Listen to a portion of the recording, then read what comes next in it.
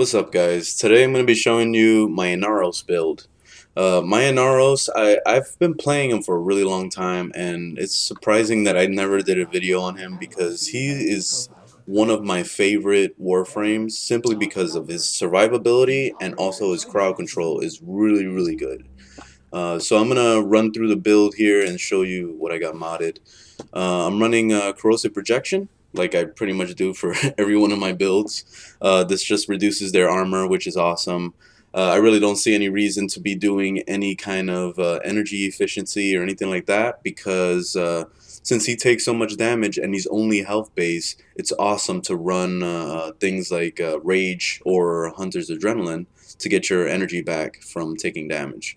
So I'm running Hunter's Adrenaline for this because it gives a little bit more energy. I mean, it's up to you if you want to use Rage. It actually costs less if you use Rage. So if you want to do that, then you can. I'm running Transcendent Fortitude and Intensify for damage.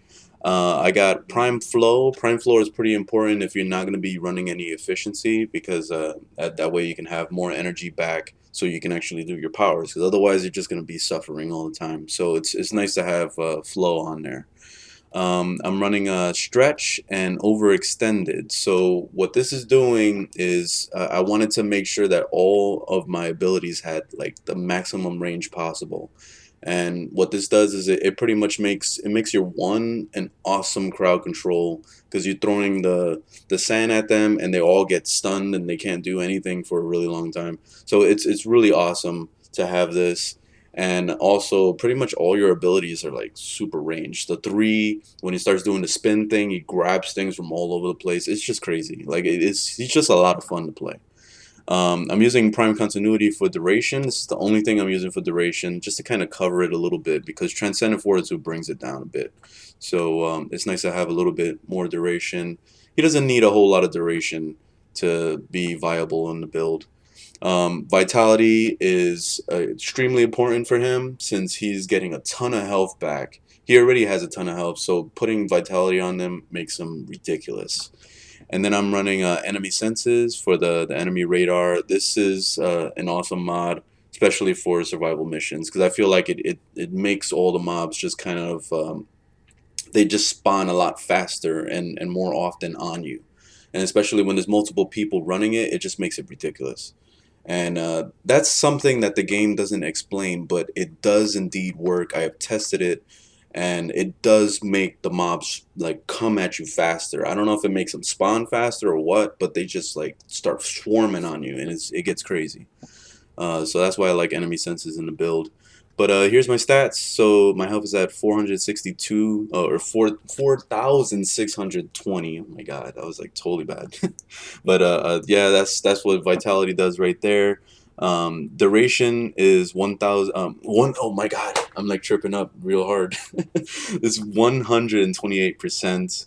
Efficiency is at 100%. I didn't do anything with efficiency, and it's not worth it to do anything with efficiency with him.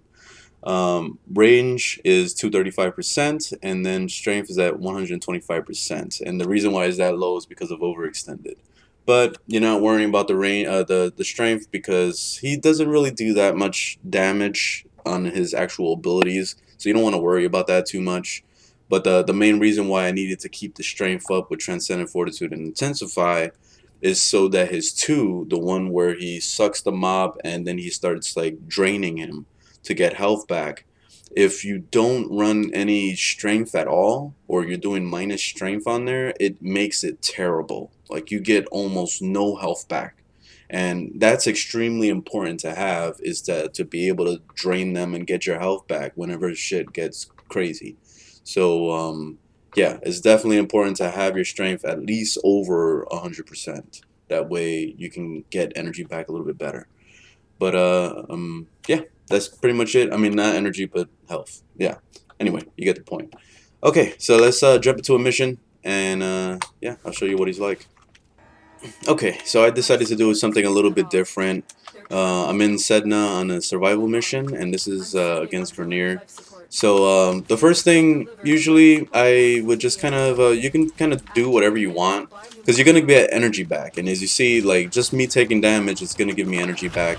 I could use the 1 to kind of blind them.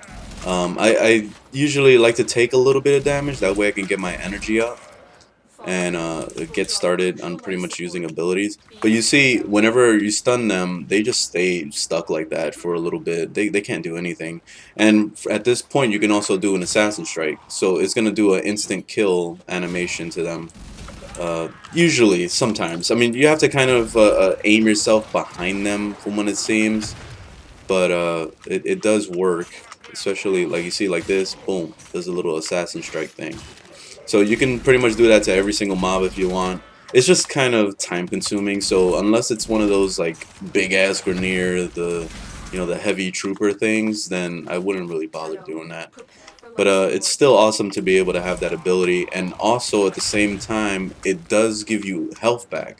So when you do your little assassin strike, it gives you health as if you were running like a life strike or something. So it's actually really cool to use the one just for that reason, to go and sneak up on them and assassin strike them. The two is a multi-purpose thing. You can use it as a hold, so you see like that, and you can pretty much spam it on everything if you want to. Or you can hold down the ability and then it'll do this suck thing. And once the mob dies from it, it'll turn into your pet for the duration of it, like, draining. I don't know how long exactly, because this game does not explain things. So, he's I don't know why he's just running, but let's see how long he lasts. Okay, that was it. So that's pretty much it. So I'm gonna drain this one, you see? Turn into my pet. But I know it's based on how long it took for you to drain them. And that's usually what it is. You see, these people are still stunned back here. Look at this. And I'm not even a duration build. And you see how fucking crazy long they last? It's so ridiculous. Oh, another thing is the 3. So the 3, I don't really use it all that often. But it's actually really nice if you're going to be doing like some kind of defense objective thing, where you have to maybe save an objective from it just getting slaughtered or something. But then again, I mean, he does have really nice crowd control with the 1. But you can just press 3, and then he's going to go into spin mode. And you can kind of just walk through the map like this. And it does really good damage. It does ticks of 600, at least according to the actual thing. But I never know what kind of damage it's doing, because it doesn't really show anything on screen. You see, but everything's dying pretty fast. So you see things dying around. The only thing I don't like about it is you can't really control the camera at all. You see, it only goes up and down like this. That's it. Like, you can't control the camera. So I have to shut it off every once in a while just to be able to kind of gain back my sanity, because it just looks so fucking crazy. And also the 4, which I haven't even used at all. The way it works is every 25% of the stacks that you gain back, it will give you an ability that you can press. So when you press the ability, it's almost like your 2, but it branches off. So everything that comes in the area is actually gonna turn into this scarab thing. Like, let's see if this thing will come over. Come over here, bitch. Come get scarabed. You don't want to come over here. He's too scared.